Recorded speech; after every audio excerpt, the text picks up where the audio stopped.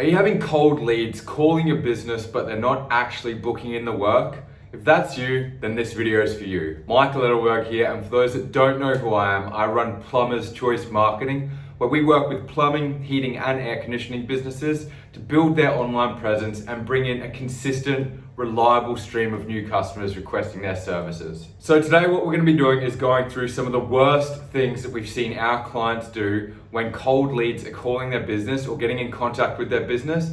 We're going to be pointing them out so that you can make sure that you don't do these for your business. And then we're also going to be giving a few tips and tricks that we've seen some of our best performing clients do to ensure that when cold leads contact their business, they actually book in the work. So stick around, this one's gonna be packed with value, guys. So everything I'm gonna be sharing with you is gonna be based on real world live call recordings. So every client we bring on board, we actually record all of the call data. So every time a new lead contacts their business, we can record it, we listen back to it, and we coach the business owners to ensure that they do convert more cold leads into book jobs. So we've seen businesses lose hundreds and thousands of revenue by just messing up how they answer the phone and how they interact with the cold leads when they first contact their business. We've listened back to thousands of hours of call recordings. So we're gonna go through exactly what they've done wrong and what you can do and start implementing in your business so that you don't make the same mistakes. So the first one on the list, miss the call. There is nothing worse than someone calling your business and you not picking up the phone. So generally, if you're missing a call, that's literally putting money down the drain, especially if you're bringing in these leads through paid services, because they're just gonna go straight out of your ad, go to the next one, call the next person who's gonna answer the phone, they're gonna book in the job. I've had plenty of discussions with business owners saying that they're poor quality leads because they don't wanna book the job, but they've missed the initial call. So they've obviously gone and called someone else. And it's actually quite funny when they do call them back, the business owners call them back and they say, oh no, it's all good, I've got it sorted now. And then they say, oh, well, that was a shit lead. You didn't answer the call. You called them back half an hour later and they don't need your work anymore because they've got someone else to do it. It's quite a funny one. But yeah, number one on the list, missing the call. If you're missing the call, you're putting money down the drain and you shouldn't be running paid advertising. It's as simple as that. If it's you, then you should be answering the call. If you have admin, then they should be answering the call. Generally, if you're running paid advertising and you're looking for calls, you should have a dedicated person there ready to answer the phone at all times. So that's number one, missing the call, single worst thing that you can do if you're running paid ads. Number two, answer the phone grumpy. There is nothing worse than paying for someone to call your business through advertising. They call you up and you answer the phone and go, hey, it's Joe, what can I do? Like, it's just straight away. If you're answering the phone saying, hey, it's Joe from Joe's Plumbing, what's up? Or, hey, it's Joe, what can I help you with?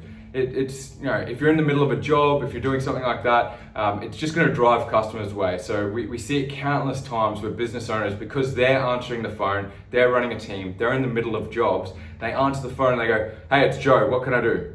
And it's like, well, I was just looking to get this. And he's like, well, all right, well, when do you want me to come over? It's like, It's just the first impressions are so important, especially when you're dealing with cold leads that haven't heard of your business before. If you're answering the phone, you're grumpy and they get a negative vibe from that initial phone call, they're unlikely to gonna book in a job. And what you see on all of the calls, and you've probably had this happen to yourself, is they go, oh yeah, okay, look, just let me call you back. It's straight away, they're not gonna call you back. They never call back. It's just you've scared them off by answering the phone grumpily. So number one, not answering the phone. Number two, answering the phone grumpy. Number three is not sounding like a business. So if someone calls you through paid advertising and you answer the phone and go, yeah, it's Joe. It's Joe? Who's Joe? Yeah, we see it all the time. And they go, oh, sorry, I was looking for a plumbing business. And go, oh yeah, it's Joe from Joe's Plumbing. What can I do for you? So with paid advertising, if you're paying for people to call your business through paid ads and you're answering the phone, you don't sound like a business, they're just gonna go elsewhere. It's as simple as that. So we've covered off on the first three. First one's miss the call, second one, answer the phone grumpy, and the third one is answer the phone and not sound like a business.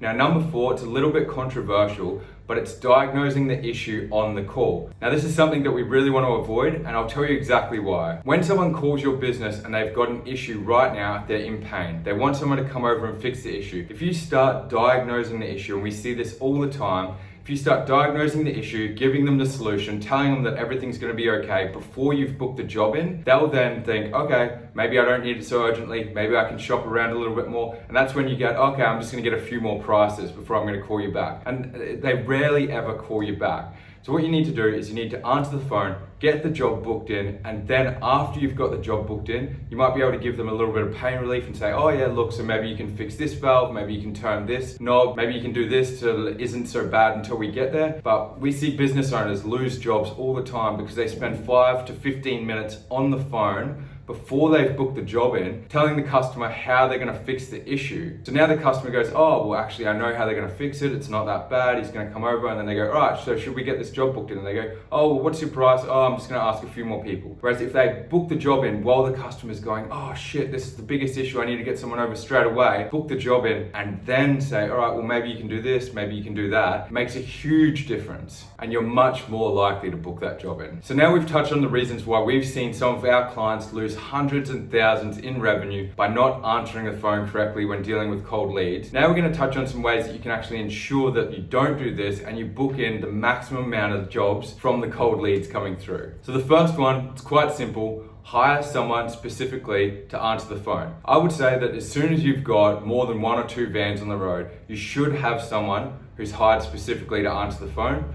Someone so that it's not you. If you're the business owner, you're on the tools, you're not trying to answer the phone in between jobs. As soon as you're doing any sort of paid advertising, you want to have someone dedicated to answering the phone because every missed call is a missed job essentially. Number 2, standard operating procedures and scripting. So this is something that we give all of our clients. We give them an exact script so that they can give it to the person that they hire to answer the phone. And we do this to ensure that they book the job in straight away. They answer the phone consistently. Every customer gets the same business experience and it's just a seamless process. There's no questions asked. Number 3 is actually having a business motto when you answer the phone. And this is something that we've seen with a lot of our larger US clients. So they actually have a business motto when they answer the phone, or they answer it in a specific way. Every single call gets answered this way. An example might be someone calls a business and you answer the phone with, it's a great day in location. How can we help you today? Or it's a great day in location, how can we bring a smile to your face? So it's something like that that's just simple, that every time someone calls your business, they get the same experience. And if they are grumpy, if they are in pain, and you're asking them, how can we bring a smile to your face? It's gonna break the ice a little bit. So when I say location, it might be, it's a great day in London, how can we bring a smile to your face today? Or it's a great day in Cairns, how can we bring a smile to your face today? Joe's Plumbing, it's a great day in Fort Myers, how can we bring a smile to your face today? Something as simple as that makes such a big difference, especially if you do it consistently. So we've touched on the first 3. You've got someone hired, dedicated to answering the phone. They've got a script and they're answering the phone consistently every time in a way that makes people smile and breaks the ice. So the 4th one is just giving them a little bit of training on what you actually do so that after they've booked the job in, they can diagnose the issue. There's nothing worse than it being like they're calling a call center and they've just got no idea about the service that you're offering and their goal is just to book the job in.